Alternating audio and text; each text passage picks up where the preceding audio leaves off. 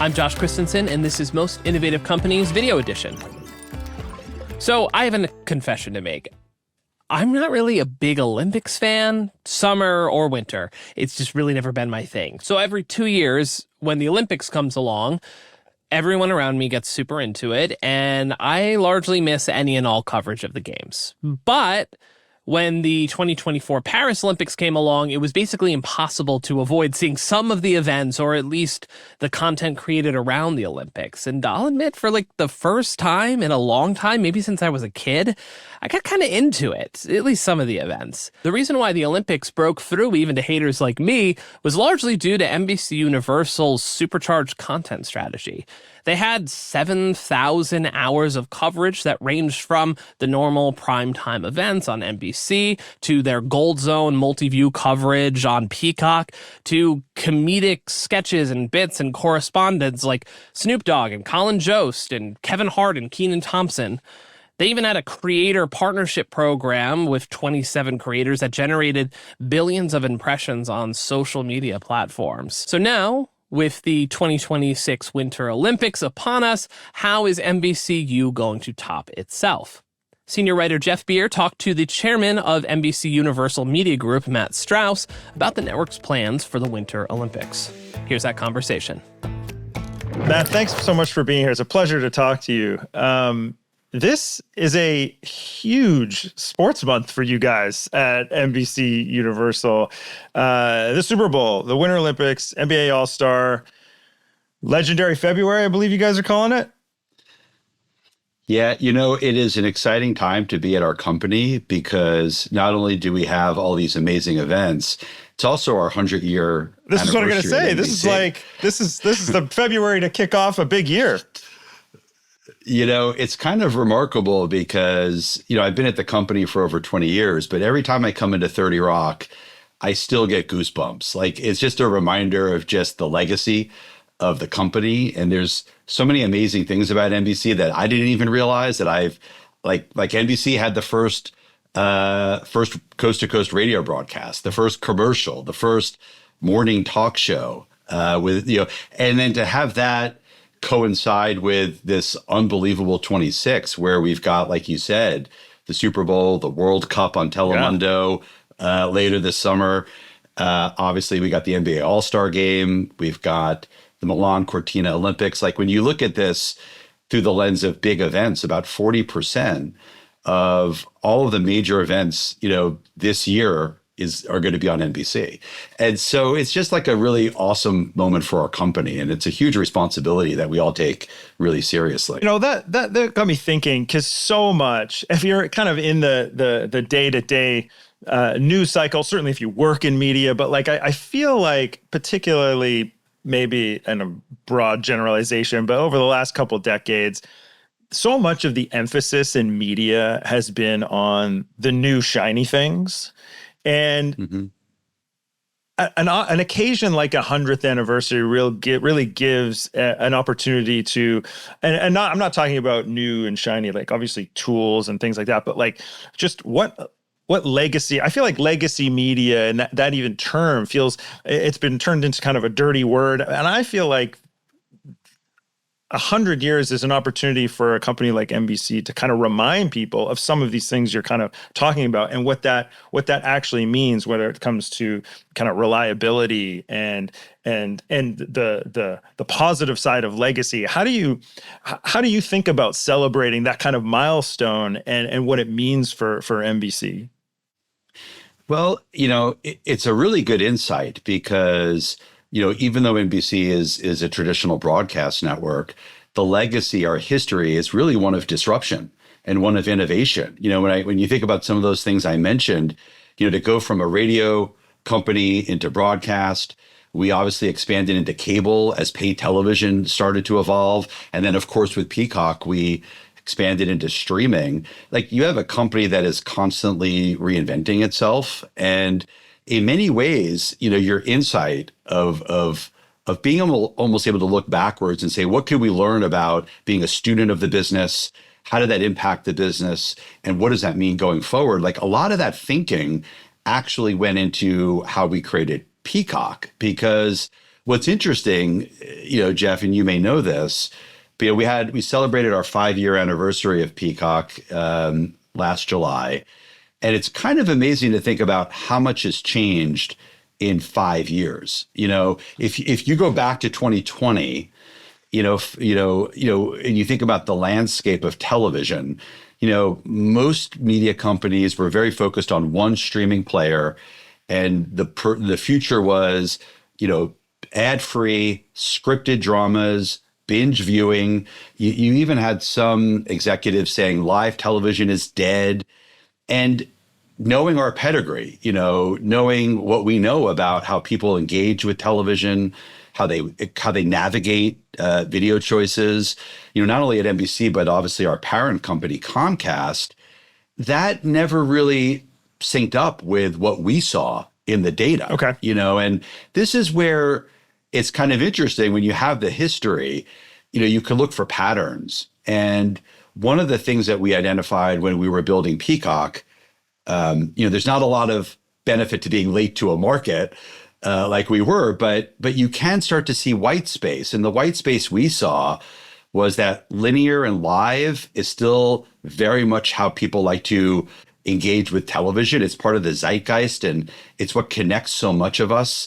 Are those big moments like the Super Bowl or like the Olympics? We looked at our broadcast company and said, 2 revenue streams is better than 1. And so while everybody was focused on subscription, we said, well, maybe subscription and advertising, having, a dual revenue stream plays to our strengths.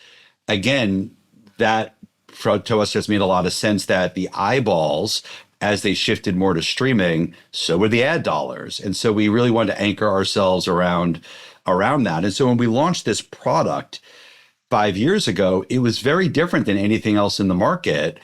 And when you look at where we are today, a lot of it is an extension of that broadcast heritage. We went for a broad-based streaming service where we were targeting a household demographic, but we also wanted to deliver something for everybody in the home. And so, yes, scripted dramas are important. So are movies. But, you know what else is important is sports and news and unscripted. And so when you think about what we have done over the last few years, we've been very consistent with our vision and our strategy. And I think that that's put us in a very unique place in the landscape as far as what we've done with Peacock and how we manage Peacock, because a lot of it really is a derivative of the broadcast company and NBC and that legacy that we were talking about. It's funny you say that, because I think that there was a precursor. Speaking of, this will lead into my next question, but before you guys were even thinking of a streaming strategy as Peacock or a separate, like a service, I remember as a English Premier League fan that you guys would have a game on linear, and then all the games. It was like, for a soccer fan, it was like revolutionary. You'd have every single game on the weekend online, and that was, to me, kind of like an obvious precursor. Certainly you must have learned things from that and probably other sports, but that stuck out in my brain because that's what I watched. But like, that was, again, as a soccer fan, that was kind of revolutionary in the sense of what was possible and available, and showed the appetite for, obviously you can program a couple games here and there like we all see in all sports, but that must have, I guess, provided some insights for when you guys were figuring out the strategy going forward. Well, it certainly did. The product you were referring to, it used to be called NBC Gold. Right. And it was a subscription service that was geared towards more targeted sports, just like you're describing. And it absolutely influenced the strategy. When you're building a streaming service, there's really 2 key components: what drives acquisition and what drives engagement and retention. And the benefit of sports has always been that there's a large TAM, like there's a large addressable market that watch the NFL, that watch the NBA, that watch the Premier League. And so we were able to calculate early on that, if you've got all these fans and we know how big they are, and if we can migrate them over to Peacock, that is going to be a huge opportunity for us to grow subscribers, but super serve those fans. And the key about how you have to balance this, or at least the way that we tried to balance it, is sports we realized was a huge opportunity for us, again, because that's not what most people were doing 5 years ago. We were supposed to launch Peacock right around the Tokyo Olympics. And then, of course, there was a global pandemic. But we recognized that sports was this huge opportunity for us. But then the key was also sports fans watch movies, sports fans watch television, sports fans, typically watch other content. And so having a service that, was timely, that would drive people to want to open it up every single day, which is, again, the opposite of binge viewing. It's about how do you actually create daily habituation? Sports and live events are a great way to do that. And then once they watch the Premier League, showing them a movie, showing them a TV show, showing them, the thousands and thousands of hours of content that we have, that was kind of the balancing of how we believed would play to our strengths as a company.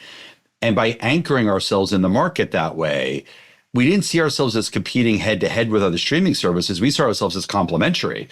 You don't need to decide between us and somebody else. We fit nicely with other streaming services that were more focused at the time around dramas and scripted programming. And so the other insight, and you kind of alluded to this, is when you do sports, the tolerance of a sports fan when the video isn't working, when there's pixelation, when the sound quality, it's zero. It has to work. And so this was another important insight that we had, which is as we were building the service and aggregating more and more sports rights, at a time, again, where a lot of people were questioning whether or not sports was going to continue to have audiences in the streaming world, we clearly believed that sports would continue to grow. We also wanted to build a platform that was designed for live programming at scale. And that was another important component to our strategy, which is live was not an afterthought. And so when we built our platform, we designed it in a way that it had to be as reliable as television. Like when you turn on the TV, it just works and it's 99.99% reliable. We spent 2 years hardening the platform, and I wouldn't let the product teams focus on new features or shiny objects. I'm like, what I want you to focus on is how quickly does the app open? What's the latency? How many concurrent users can we have? And to the credit of the team, they really built, in my opinion, a best-in-class platform. And so when you have these major events, like an exclusive playoff game or the Olympics or the Premier League, I feel like we really have delivered and continue to strive to deliver, really best-in-class experiences where you don't have to worry about the modality of the technology. You're able to just enjoy the content as a fan. Yeah, you're not worried in the back of your head as if you're going to get the circle of death or whatever it is in the middle of the screen. Exactly. And that's not easy. It's not an easy thing to deliver upon. And we're really proud of what we've been able to build. Well, that brings me to I was going to ask you about how you define innovation. Well, it's I think it starts with goals. Like, what are you really trying to accomplish? And sometimes, product teams and engineering teams, they could build things because they can, they want to build them, and so I think that what we've tried to do is approach it really as a discipline, which is we're trying to super serve fandoms. We're trying to surprise and delight fandoms. We're trying to give people more reasons to want to open up our app every single day. And really, when you think about what the battle is, so to speak, in the industry, it's really about time. Where do people spend their time? How do you grow more share of time? And so when we approach things around innovation, we're constantly stress testing the innovation around, does it accomplish those goals? Does this really add more value to the fan? Will it help drive more engagement? Does it make our platform stickier? And are we also, surprising and delighting them? Like, are we doing something that they didn't expect? And to accomplish that, a part of it is also a bit of a management philosophy, because, coming from Comcast, being there for 20 years, Comcast is a matrixed organization. And so to really thrive in that environment, in my experience, you need to be incredibly collaborative. You need to have open communication. You need to trust other teams because you're constantly doing handoffs in a matrixed organization. And you also want a culture where people are not afraid to fail, where people are not afraid to provide their ideas or their opinions. And I've tried to embody that culture at NBC.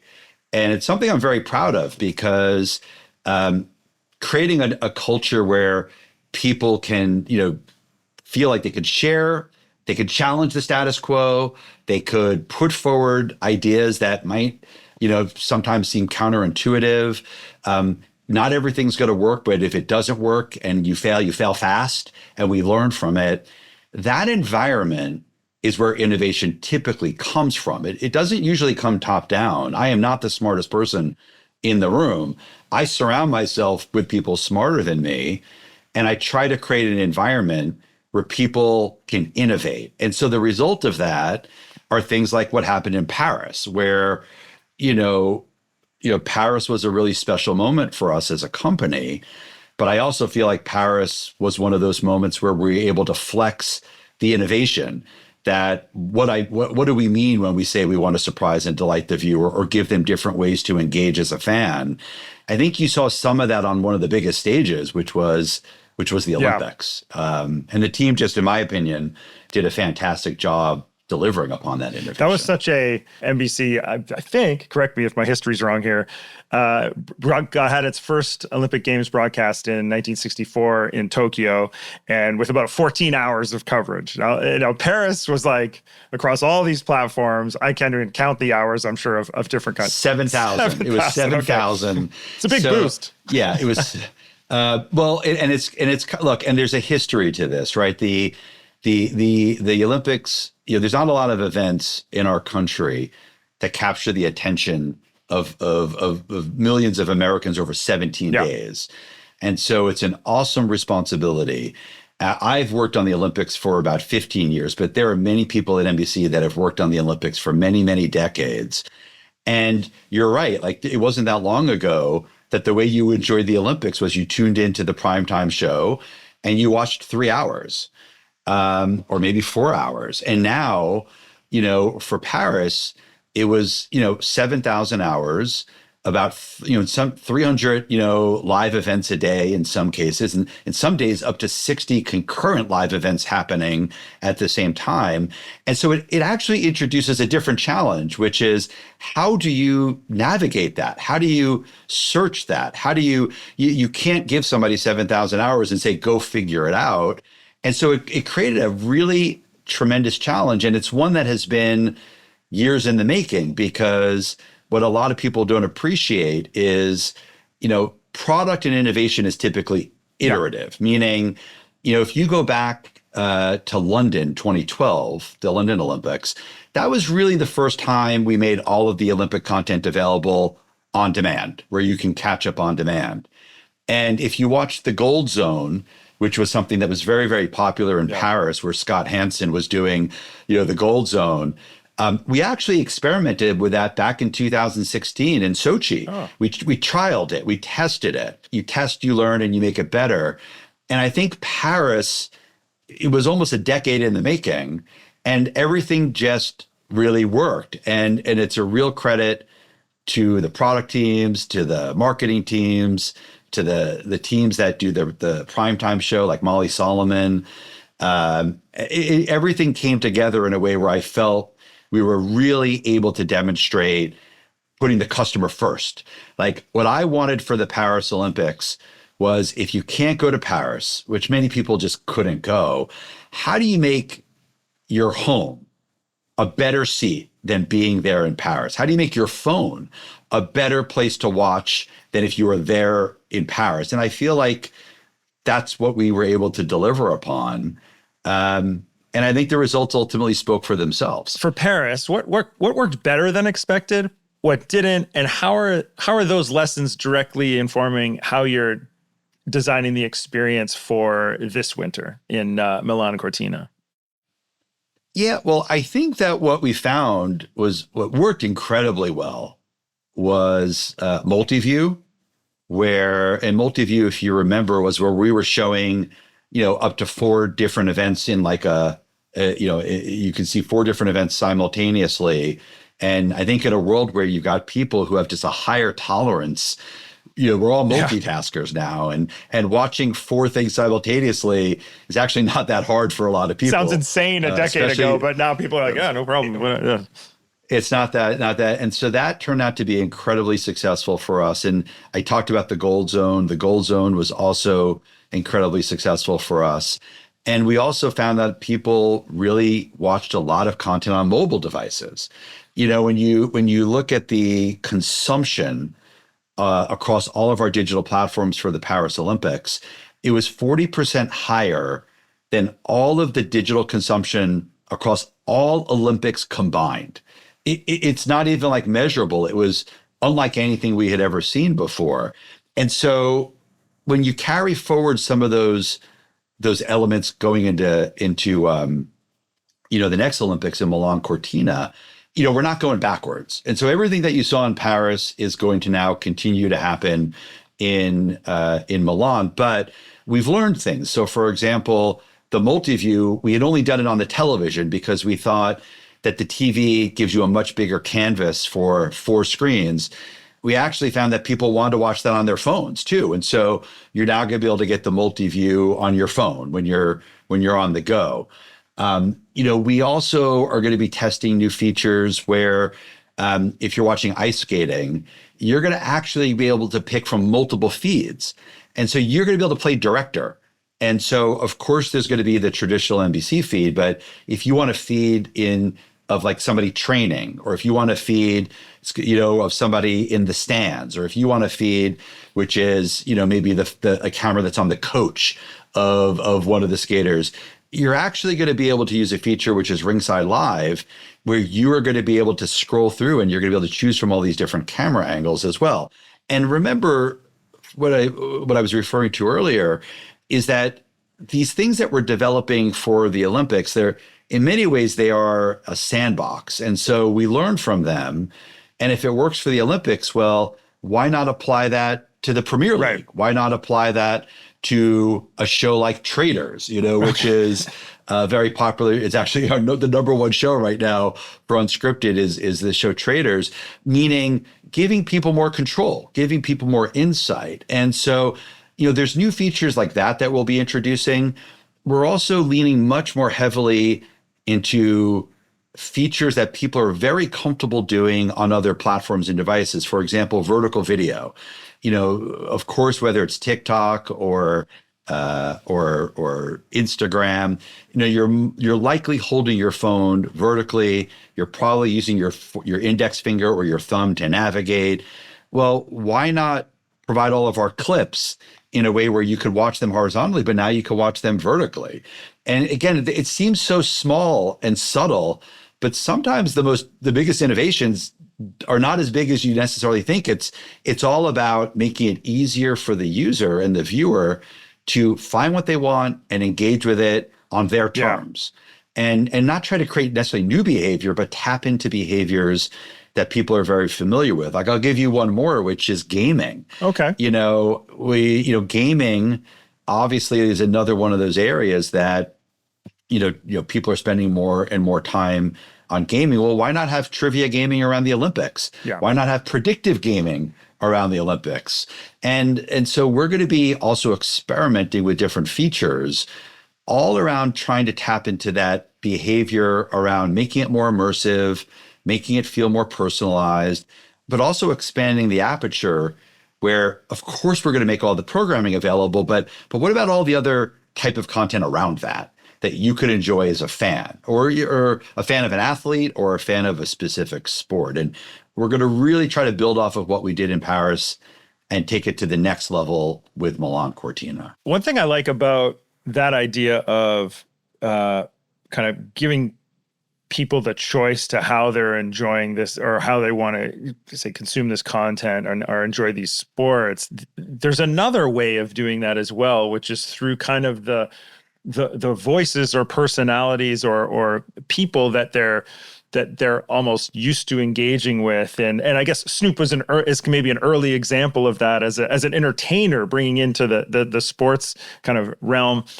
For the Paris, correct me if I'm wrong, I don't know if it was new for Paris, but there was the Creator Collective, which is kind of bringing in different voices of people who have fandoms and followers of their own, and bringing them into the Olympic experience, therefore bringing in their fans and followers to come experience that with them. And from what I've read, it was like, there was something more than 300 million views across TikTok, YouTube, Instagram, and others of some of this content. You guys are bringing that Creator Collective idea back to the Winter Olympics this year. What did you guys learn from that first iteration? Because that's a pretty new concept and seemed like a great idea and seemed to have gone incredibly well as well. Yeah, well, again, I give a lot of credit to Gary Zinkel, who's the president of the Olympics, and Molly Solomon, who's the executive producer. They were really the tip of the spear at creating the Creator Collective. And I think it really touches upon what I said earlier, which is it's about how do we find new ways to super serve the fans? And people clearly are consuming video differently now than they did 10 years ago. Yeah. And my kids consume video differently than I do. And if you got new generations who maybe didn't grow up with the Olympics in the same way, like how do we reach them? If they are consuming video on social media, whether it's YouTube or TikTok or Meta, tapping into that younger demographic is going to be critical for the longevity and the future of the Olympics. And so it was a very important dimension to how we saw the opportunity to grow audiences and reach new audiences. And you're exactly right. It was about 25 influencers.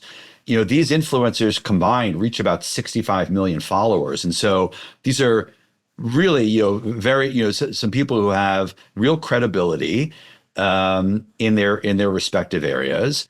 And what we did was we paired them up with, some of our producers, where we gave these creators access to the athletes, to behind the scenes. We gave them the tools where they could produce their own video on site. They were in Paris, and it turned out to be an incredibly huge hit. Like you said, it generated over 300 million views. It did about 6.5 billion impressions.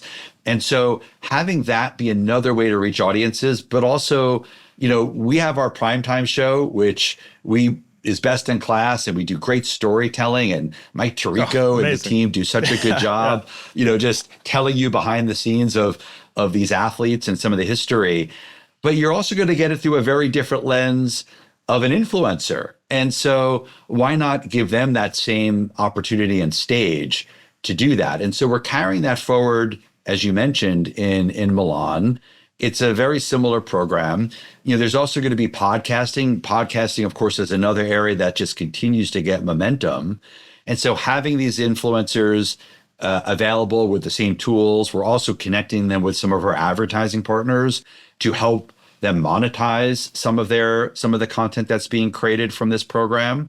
But to have that in place and then to continue building upon it, it's become a very important new way for us to grow and reach audiences.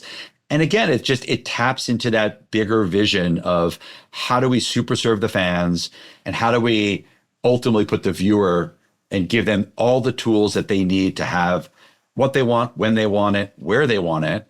And the Creator Program was just another way for us to deliver upon that.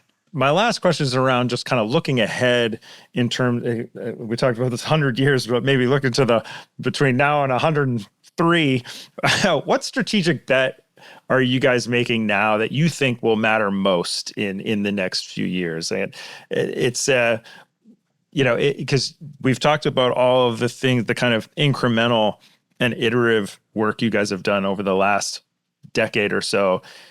What are you thinking about the sort of maybe what's in its embryonic stages now that you're making bets for the next few years?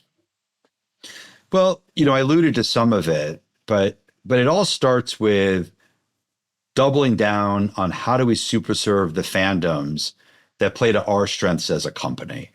And I think that's always been our strategy and our vision. Like we don't compare ourselves to what others are doing. We're kind of playing our own hand. And I think that what we've always believed is that broadcast and having a broadcast network is a tremendous asset to us as a company. It's a megaphone.